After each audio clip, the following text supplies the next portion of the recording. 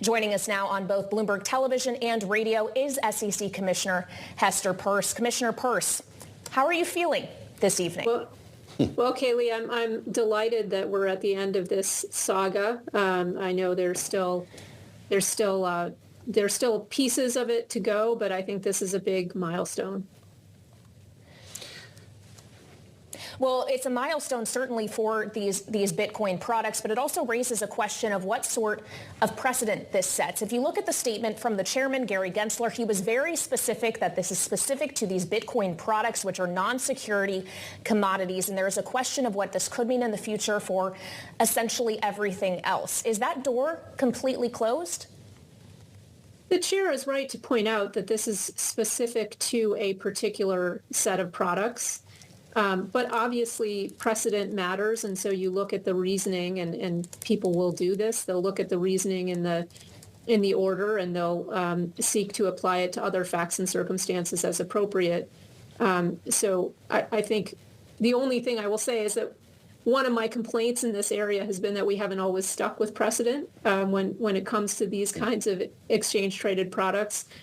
We haven't necessarily applied the same standards that we do with respect to other kinds of exchange-traded products, but it is a precedent people will point to. That's the question, of course, we're all asking, whether it opens the door for other ETFs backed by other cryptocurrencies. Commissioner, is that in our near future?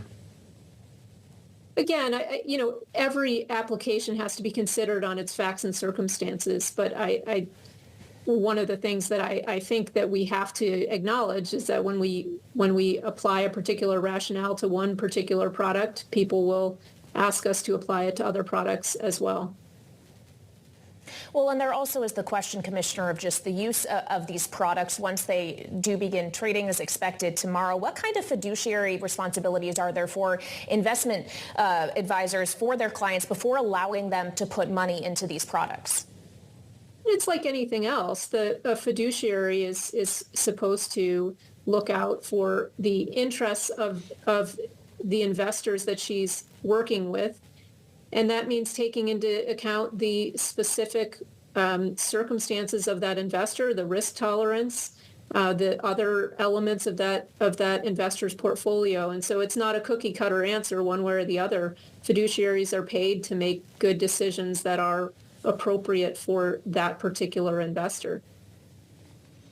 There were a few moments yesterday when we thought this had been approved a day earlier, Commissioner. As you well know, everything worked out with the Twitter account at the SEC? Well, it is. I mean, there was a statement, I think, that came out saying that we are going to be looking into this and working with law enforcement authorities to figure out how this happened, how yesterday's event happened, and I hope that we get to the bottom of it, and I hope that we're as transparent when we explain what happened as we expect the companies that we regulate to be when they experience a similar event. Well, that certainly has gotten the attention of many on Capitol Hill, Commissioner. There have been many congressional Republicans who have made their opinions known about the SEC under this chair for some time now, who have called a lot of attention to yesterday's events. I'd also point to a statement that we got out from that House Financial Services Committee after this. They maintain that while legislation to provide clarity and certainty for digital assets remain necessary, the steps taken today are a significant improvement over what they call the SEC's track record of regulation by enforcement. Until that legislation exists, even with these approvals aside, should we expect that regulation by enforcement to continue? Well, I haven't seen much progress on us as a regulator setting out clear rules of the road when it comes to crypto products and services. And I think that that's been a complaint that I've had. It's been a complaint that others have had.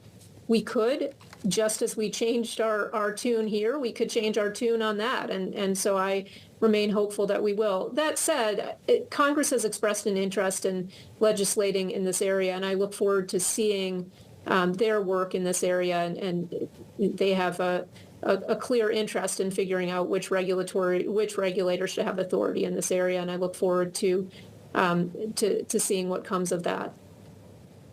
As do we, Commissioner, as do we.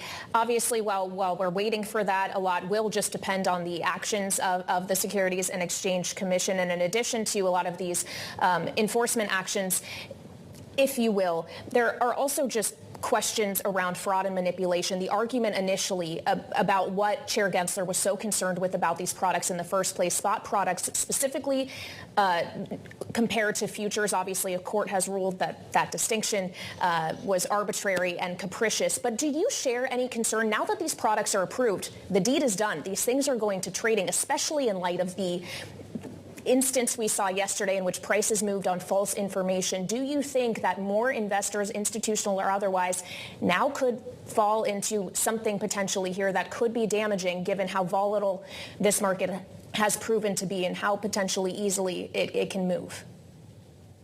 If people put out false information about a traditional security, a traditional company, the stock of that company the price can also move. So this is not unique to Bitcoin or Bitcoin exchange traded products. Obviously, we will continue to look at the markets and at the markets for these Bitcoin exchange traded products specifically. And if there is bad activity, it's within the ETP marketplace, we have authority there to investigate and bring enforcement actions as needed.